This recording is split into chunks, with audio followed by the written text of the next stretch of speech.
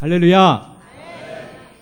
네, 반갑습니다. 오늘 이렇게 임직 받으시는 또 이 자리에 축하하러 오신 모든 분 이렇게 만나 뵙게 돼서 반갑습니다.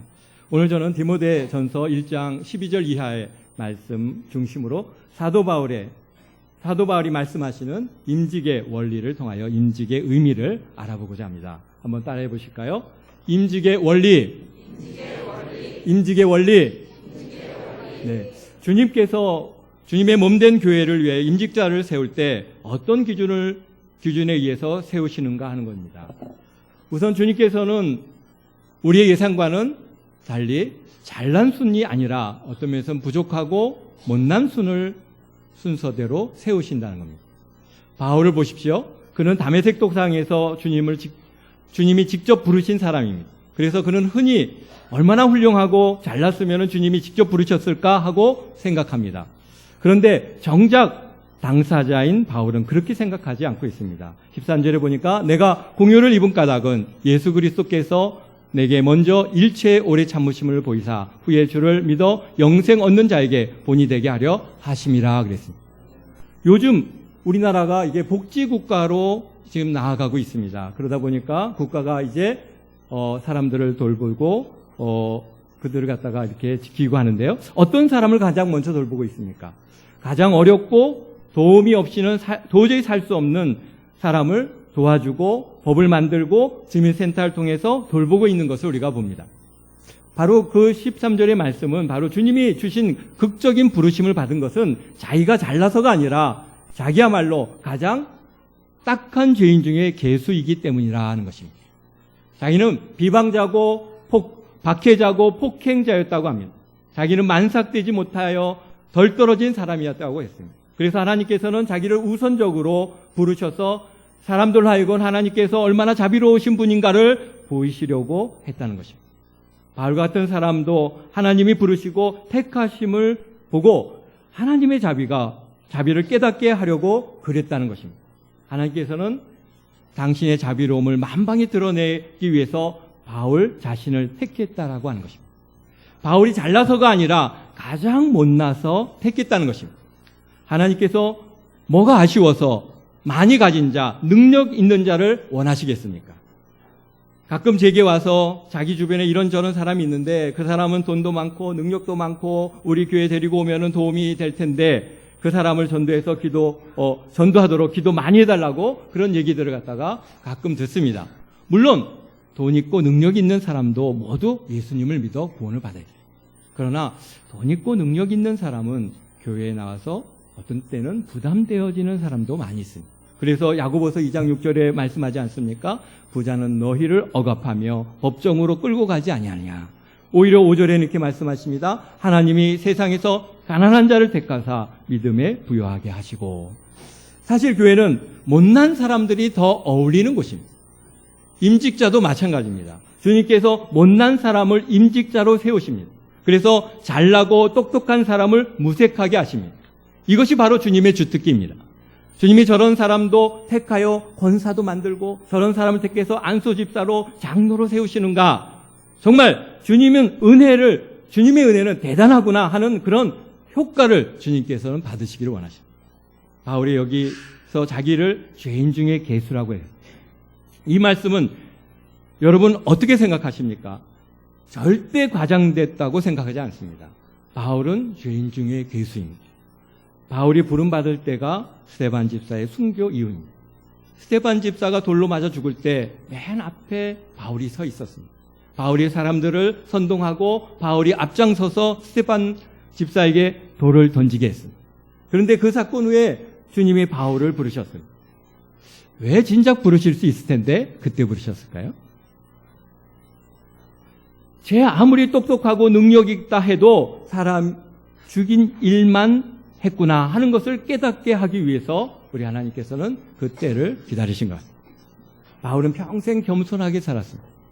왜냐하면 스데반을 돌로 쳐 죽인 살인자라는 짐을 지고 살았기 때문에 그렇습니다. 우리 목사님들 보면은 목사 아니면은 못 살 사람들입니다. 저뿐만 아니라 유명한 목사님들을 보면은 물론 우리 여기 중앙교회 담임 목사님을 제외하고 말씀드리는데요. 모두 결격이 있습니다. 완벽한 사람이 없습니다. 치명적인 약점들이 있습니다. 그런데 하나님께서는 꼭 그런 사람을 쓰십니다. 아무짝에도 못 쓸 그런 덜 떨어진 사람을 택하셔서 세우십니다. 그래서 능력 있는 인생들을 부끄럽게 하십니다. 고린도전서 1장 26절 이하에 보면 형제들아 너희를 부르심을 보라. 육체를 따라 지혜 있는 자가 많지 아니하고 능한 자가 많지 아니하고 문벌 좋은 자가 많지 아니하더라. 그러나 하나님께서 세상에 미련한 것을 택하여 지혜 있는 자를 부끄럽게 하려 하시고 세상에 약한 것을 택하사 강한 것을 부끄럽게 하시며 하나님께서 세상에 천한 것들과 멸시받는 것들과 없는 것을 택하사 있는 것들을 폐하려 하시나니 이는 아무 육체도 하나님 앞에 자랑하지 못하게 하려 하심이라. 아멘. 이게 못난 자순으로 부르시는 하나님의 섭리입니다. 그러므로 오늘 임직하시는 장로님, 안수집사님, 권사님 잘나서 뽑힌 거 아닙니다. 아멘. 네, 내가 못나서 주님이 나를 부르셔서 오늘 임직하게 하셨다고 그렇게 해석하는 것이 옳습니다. 또 다음은 주님이 절대로 능력이 아니라 자세를 보신다는 겁니다. 이것도 굉장히 중요한 임직의 원리입니다. 흔히 우리는 임직자들에게 주님이 남다른 능력을 기대하실 거라고 생각하지만은 사실 그렇지 않습니다. 주님께서는 능력보다 자세를 원하십니다. 초대 임직자였던 원조 안수 집사 스테판 집사님을 보십시오. 그는 믿음, 성령 충만했고 지혜 충만했고 그 누구도 당할 자가 없다고 했습니다. 그런데 그는 그 뛰어난 능력을 한 번도 발휘해보지 못하고 사실 돌에 맞아 죽었습니다. 하나님께서 그렇게 금방 돌에 맞아 죽을 사람에게 왜 그렇게 많은 능력을 주셨을까요? 하나님께서는 스테반에게 바라시는 것은 능력이 아니라 자세입니다.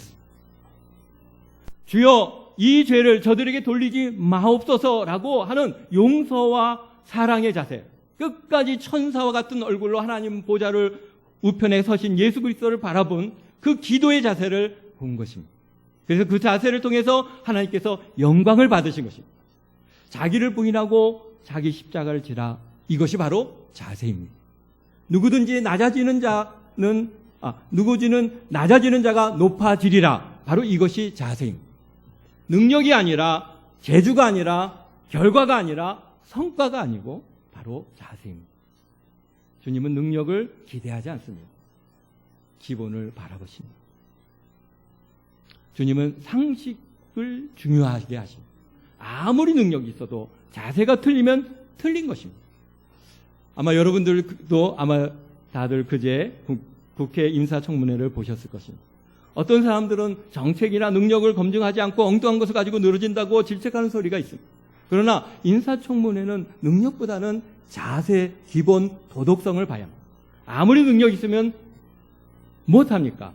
아니 그 자리까지 왔다 하면은 이미 기본적인 능력은 인정받은 것입니다. 그러므로 지금까지 어떻게 살았는가 확인할 필요가 있는 것입니다. 정말 국민들에게 사심 없이 봉사하겠다고 하는 그런 기본 자세가 되어 있는가, 그를 봅니다. 제가 아는 제가 참 개인적으로 존경하는 목사님인데요, 저에게 자주 하시는 말씀이 있습니다.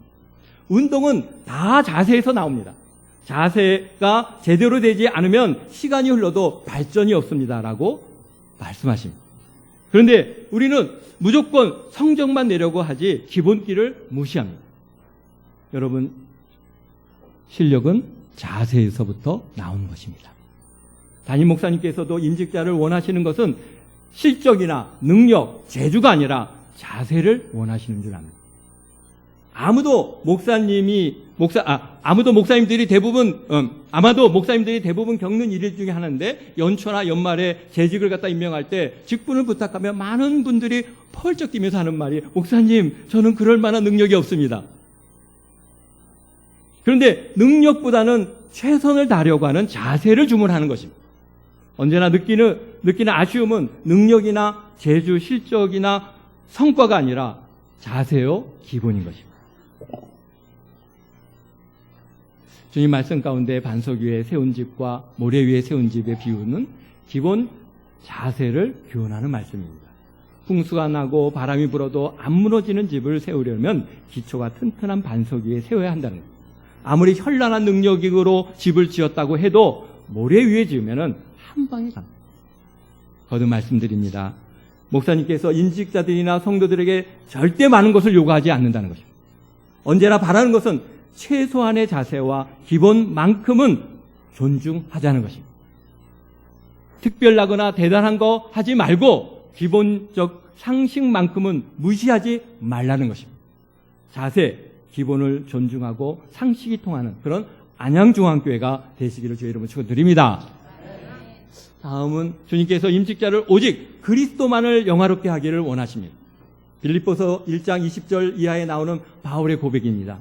나의 간절한 기대와 소망을 따라 아무 일에든지 부끄럽지 아니하고 지금도 전과 같이 온전히 담대하며 살든지 죽든지 내 몸에 그리스도가 존귀하게 되려 하나니 이는 내가 사는 것이 그리스도니 죽는 것도 유익함이라. 그러나 만일 육신으로 사는 것이 내 일의 열매일진데 무엇을 택하야 할지 나는 알지 못하노라. 내가 이 둘 사이에 끼었으니 차라리 세상을 떠나 그리스도와 함께 있는 것이 훨씬 더 좋은 일이나 그렇게 하고 싶으나 내가 육신으로 있는 것이 너희를 위하여 더 유익하니라. 아멘.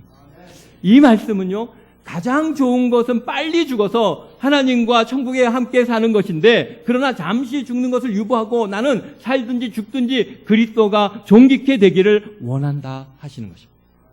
오늘 안수받고 임직하시는 분들은 기억력이 살아있는 한 이 말씀을 잊지 마시기를 주의 이름으로 축원합니다. 우리는 내가 먼저 영광을 받고 그 일부 주님께 돌리는 것을 용납합니다. 그런데 주님 영광을 받으시기 위해서 내가 전적으로 희생하거나 손해보는 일이라면 사실 우리가 잘 용납하지 않으려고 합니다. 그러나 이제 장로나 안수집사나 권사가 되신 여러분들은 더 이상 그렇게 살지 않기를 주의 이름으로 축원합니다. 오직 주님의 기쁨과 주님의 영광을 위해서 살아가시기를 바랍니다. 저에게 큰 도전을 주시는 말씀이 있습니다. 누가복음 14장 20절인데요. 물은 내게 오는 자가 자기 부모와 처자와 형제와 자매와 더불어 자기 목숨까지 미워하지 아니하면 능히 내 제자가 되지 못하리라. 주님을 존귀하게 하시는 일이 쉽다면은 무엇 때문에 부모를 미워하고 처자를 미워하라고 하시겠습니까? 그만큼 쉽지 않습니다. 임직자들 앞에 남은 자신의 생애가 개인적인 삶이 아니라 주님의 영광을 위하여 공적인 삶이라 사실을 엄습히 인정하고 공인으로서 살아가시기를 바랍니다.